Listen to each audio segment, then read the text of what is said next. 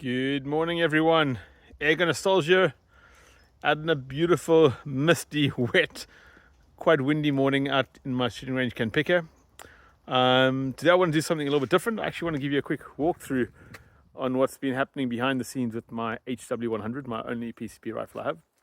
So you've probably seen my last few videos have been with my springers, especially my new Air Arms Pro Sport, which actually has got create a lot of good traction on my YouTube channel.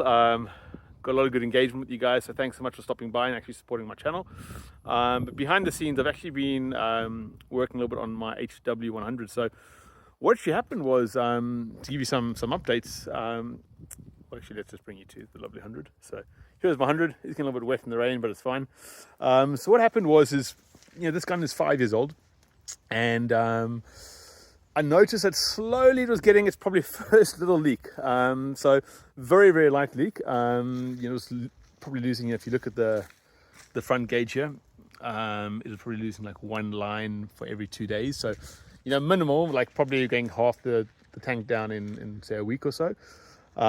Very slow leak, but I thought, the gun was 5 years old. It's never really been opened up. It's never had a service. So one of the guys in my club, he's actually got 100. He's one of the club champs. He's actually one of the champions in Spain for target shooting with air rifles, so he knows the gun really well. He's quite an engineer himself, so he knows the gun. So long story short, I gave it to him to do a service. So he was going to give the gun a full service, go through everything, open everything up, clean it out, change the seals throughout the whole gun, which I thought it deserved. It's a beautiful gun. It's always done really well with me, so I thought it was a good time to do that. And he actually found that there were actually two leaks in the gun. There was a small leak in the front here on the return valve within the gauge. And then there's actually another small leak too behind the regulator. But when you open it up, we actually noticed something quite interesting. Was that, I don't know if any of you know, but the regulator on the 100 is quite different to other PCPs in the way that it's actually built into the gun. It's not a regulator that you can interchange or take out. And within that regulator, it runs on like, I think 12 Bellevue washers. I'm probably pronouncing it completely wrong, as well as a little piston that runs up and down inside the regulator that controls the pressure, which is normally always around 90 bars. And what happened was actually we noticed that the sleeve in which the piston runs and where the washer's bed was actually, it was deformed. It was actually deformed, and this was actually causing problems with the regulator, meaning that the gun was actually never regulating properly. It meant that the piston, the sleeves weren't going up and down smoothly. Hence the reason, I'd always noticed on this gun that, when I ran it over the chrony, it was always giving probably a 7-8 meter variation in pellets between a full tank and an end tank. So something wasn't right, but I always thought it was just down to the pellets. I thought, I don't weigh my pellets. I was using a chrony that wasn't in a fixed position. So I was always kind of making up excuses, and I thought, one day I'll get it checked out. But this was actually the problem. So we actually noticed that this was the issue, the inside of the cylinder where the regulator was running wasn't actually, it was deformed. There was a bulge within the cylinder, so it wasn't sliding up and down properly. I'm rambling a lot here, but actually what the problem was that when I actually first bought this gun, I always noticed that the action was actually not sitting properly in the stock. It always had a bit of slight movement. So this bolt that goes underneath it, this bolt that goes here, I was always tightening to the maximum, and it still kept on, there was still a slight bit of movement in the stock, So actually, this is when I bought the gun 5 years ago. I sent it back to the gun shop, and they said, no, I just got to tighten it more. So I tightened it more. I did the same, never thought much of it. It sat in the stock fine. I eventually actually bought stainless steel bolts, which actually were slightly shorter and actually gripped the gun a little bit better. Little did I know that actually the bolt that came with the gun, this back end bolt here that goes just in front of the trigger guard, it sits directly under the regulator. And what was happening is this bolt was actually probably 2 or 3 threads too long. So it meant that when I was tightening the bolt, it was never actually properly engaging the stock with the action. So the more pressure I was putting down on turning the screw, I was actually literally crushing the inside of the gun, and deforming the machine cutout where the regulator sits in. So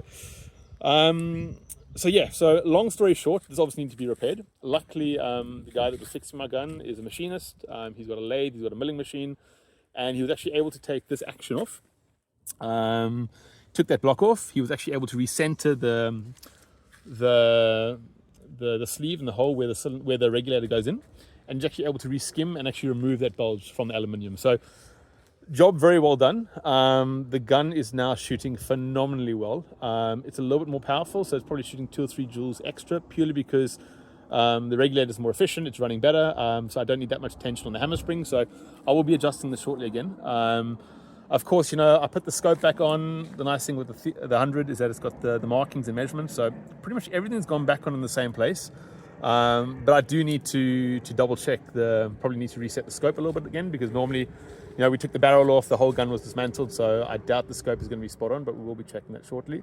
But yeah, so long story short, you know, make sure, you know, if you've got a PCP, if you've got 100, you know, if that bottom bolt is not tightening down properly and you just feel it's not giving anymore, don't over tighten it like I did, because you will end up doing some serious damage to the inside of the gun. I was actually fortunate that although the damage has been done, the gun was still pretty accurate, and you've seen from my videos, you know, the gun was always working well.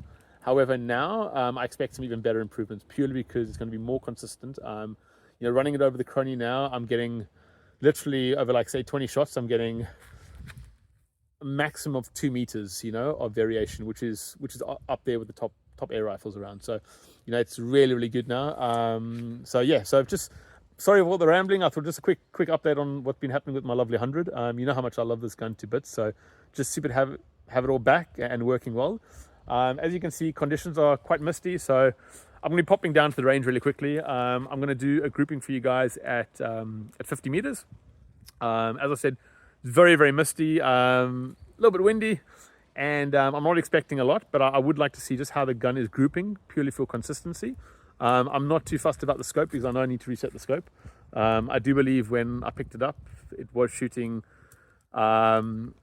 a little bit to the right and a drop high, but we'll see how that plays out when we do the video now. So next video you'll see with me will be, you know, just a grouping at 50 meters. But anyways, you know, lovely to be here. I'm wishing everyone a wonderful, wonderful weekend with your families. So yeah, I thought I'd just share that bit with my 100, what's been happening. And yeah, guys, have a good weekend. Hope to see you soon, and take care. Bye-bye.